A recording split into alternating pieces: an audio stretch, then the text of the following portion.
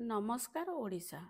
ମୁଁ ସୁପ୍ରଭା ମହାପାତ୍ର ମୋର ସରଳ ଲେଖା ମାଧ୍ୟମରେ ସାମାଜିକ ଜାଗୃତି ଆଣିବା ପାଇଁ ଏଇ ଯେଉଁ ଛୋଟିଆ ପ୍ରୟାସଟିଏ କରୁଛି ସେଥିରେ ଯୋଗ ଦେବାକୁ ଆପଣ ସମସ୍ତଙ୍କୁ ଅନୁରୋଧ କରୁଛି। ଆସନ୍ତୁ ଶୁଣିବା ଏଥର ଆଜିର ପ୍ରୟାସ। ଆଉ ପ୍ରୟାସଟିର ନାମ ହେଲା ଆଧୁନିକ ପିଲା। ହାଇସ୍କୁଲ କଲେଜରେ ପଢ଼ୁଥିବା ସନ୍ତାନ ସନ୍ତତିଙ୍କର ପିତା ହେଲେ ବି ମାନସ, ପ୍ରଣବ ଆଉ ମହେଶଙ୍କ ମଧ୍ୟରେ ବନ୍ଧୁତ୍ୱ ଆଜି ବି ଅଛି। ଅବଶ୍ୟ ନିତିଦିନିଆ ଜୀବନରେ ଦେଖା ସାକ୍ଷାତ ଆଉ ହୋଇପାରି ନଥାଏ, କିନ୍ତୁ ସମୟ ସୁବିଧା ମିଳିଲେ ପରସ୍ପର ସହିତ ମିଶିବାର ଆନନ୍ଦକୁ କେହି ହାତଛଡ଼ା କରିବାକୁ ଚାହାନ୍ତି ନାହିଁ। ମାନସ ସହରରୁ ଗାଁକୁ ଆସିଲେ ସେମାନଙ୍କର ମିଶିବାଟା ନିଧାର୍ଯ୍ୟ ଅଟେ।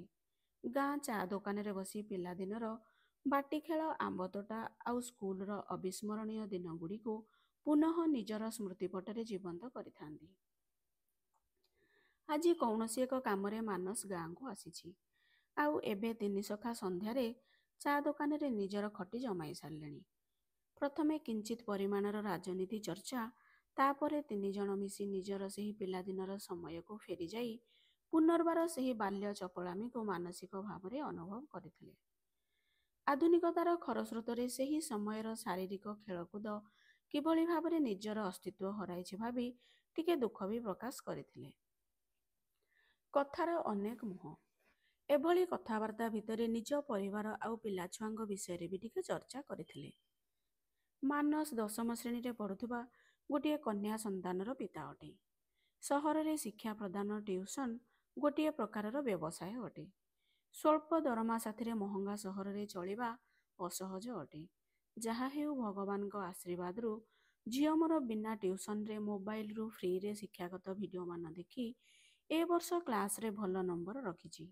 ଆଉ ଏବେ ତା ବୋଉ ୟୁଟ୍ୟୁବରୁ ମେହେନ୍ଦି ଲଗାଇବା ଶିଖି ସେଠି ସହରରେ ଝିଅମାନଙ୍କୁ ମେହେନ୍ଦି ଲଗାଇ ନିଜ ପାଇଁ ହାତ ଖର୍ଚ୍ଚ ଉଠାଇ ଦିଏ। ପ୍ରଣବ କହିଲା, ମୋ ପୁଅ ଗାଁ କଲେଜରେ +2 ପଢ଼ୁଛି, କିନ୍ତୁ ଏବେଠାରୁ ନିଜେ ରୋଜଗାର କରିବାର ମନୋଭାବ ରଖି ସକାଳୁ ଗାଁରେ ସାଇକେଲରେ ଘରେ ଘରେ ପେପର ଦଉଛି। ମୋତେ ଭାରି ଖୁସି ଲାଗେ ଯେତେବେଳେ ସେ କୁହେ ସତ୍ ଉପାୟରେ ରୋଜଗାରର କୌଣସି ମାଧ୍ୟମ ନିଚ ବା ଛୋଟ ନୁହେଁ।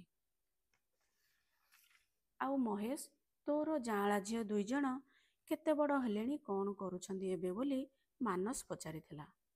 ସେମାନେ ବି ବଡ଼ ହୋଇଗଲେଣି ସାଙ୍ଗ। ନବମ ଶ୍ରେଣୀରେ ପଢ଼ୁଛନ୍ତି। ଫୋନରୁ ମୂର୍ତ୍ତି ତିଆରି କରିବା ଶିଖି ଘରେ ଅଟା ଚକଟାରେ ଭଲ ସୁନ୍ଦର ଛୋଟ ମୂର୍ତ୍ତିମାନ ତିଆରି କରି ରଖିଛନ୍ତି।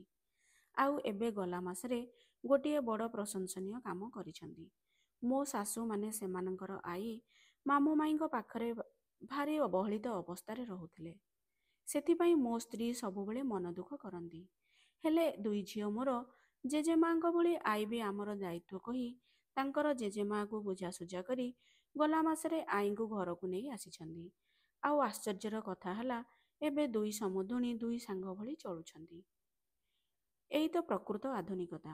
ଉନ୍ନତିଭିତ୍ତିକ ଗୁଣାତ୍ମକ ନୂତନତ୍ୱକୁ ନିଜର ବିଚାରଧାରାରେ ଗ୍ରହଣ କରିବା ହିଁ ଆଧୁନିକତା ଅଟେ ବୋଲି ପ୍ରଣବ କହିଥିଲା।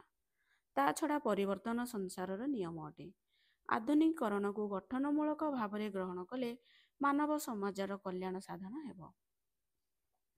ଯାହା ହେଉ, ଆଧୁନିକତାର ଉପରଠଉରିଆ ଚାକଚକ୍ୟର କୁତ୍ସିତ ଜାଲରେ ପିଲା ଆମର ଛନ୍ଦି ହୋଇ ନାହାନ୍ତି ଭାବି ତିନି ସାଙ୍ଗ ଭାରି ଆଶ୍ୱସ୍ତି ଲାଭ କରିଥିଲେ। ଆଜି ଚା ଦୋକାନରେ ମାଲିକ ହରିନନାଙ୍କର ଦେହ ଖରାପ ଥିବାରୁ ତାଙ୍କ ପୁଅ ଟୁଲୁ ଚା ଦୋକାନରେ ବସିଥିଲା। ଏ ତିନି ସାଙ୍ଗଙ୍କର କଥା ଶୁଣି ଟିକେ ମୁରୁକି ହସି ଭାବିଲା, ଆମେ ତ ଆଧୁନିକ ପିଲାରେ। ଛୁଟି ଦିନେ କରୁ ଆମେ ଗାଁ ଦାଣ୍ଡ ସଫା, ଦେଖିବନି ଆଉ କେଉଁଠି ତୁମେ ଅଳିଆ କାଠି କୁଟା। ପରିମଳ ନିର୍ମଳ ଦିନଟି ରବିବାର, ସ୍ୱଚ୍ଛ ଭାରତ ଅଭିଯାନର ଆମେ ବି ଭାଗିଦାର। ଖରାଦିନେ ପାଣି ଚିନ୍ତା ଆଉ ନାହିଁ ଆମର, ମିଳିମିଶି ଲଗାଇଲୁ ପାଣି ପାଇପ୍ ସୋଲାର। ବଲ୍ବ ଫ୍ୟୁଜ୍ ହୋଇଗଲେ ରଖିବୁନି ସାଇଦାଣ୍ଡ ଅନ୍ଧାର, ଚାନ୍ଦାଭେଦା କରି ଆମେ ଲଗାଇବୁ ଆମ ବଲ୍ବ ଆମର। ଯିବୁ ନାହିଁ ଅନାୟକୁ, ଖାଇବୁନି ପାନ ବିଡ଼ି ତମ୍ବାଖୁ, କରିବୁନି ବଦନାମ ଗାଁ ବିଦ୍ୟାଳୟକୁ। ଆମ ଗାଁ ସମ୍ମାନ ଏବେ ଆମ ହାତରେ, ଝିଅମାନେ କଲେଜ ଯିବେ ଏବେ ନିରାପଦରେ। ମା ଖୁଡ଼ୀମାନେ ଏବେ ଚଲାଇବେ ସ୍କୁଟି, ସ୍କୁଲ କଲେଜ ଯିବୁ ଆମେ ତାଙ୍କ ଗାଡ଼ିରେ ବସି। ଲଗାଇବୁ ଗଛମାନ ଏଇ ଅଞ୍ଚଳ ସାରା, କରିଦେବୁ ଗାଁ ଭୂଇଁଙ୍କୁ ସବୁଜିମା ଭରା। ରଙ୍ଗଭେଦ ଜାତିଭେଦ ଆମଠାରୁ ଦୂରରେ, ଆମେ ତ ଆଧୁନିକ ପିଲାରେ। ଆଜିର ପ୍ରୟାସଟିକୁ ଏଇଠି ରଖିବା। ଆଶା କରୁଛି ଆପଣଙ୍କୁ ଭଲ ଲାଗିଥିବ। ଯଦି ଭଲ ଲାଗିଛି ତାହେଲେ ଲାଇକ୍, ସେୟାର, ସବସ୍କ୍ରାଇବ୍ କରନ୍ତୁ। ରହିଲି, ନମସ୍କାର। ପୁଣି ଦେଖା ହେବ ଆସନ୍ତା ପ୍ରୟାସରେ।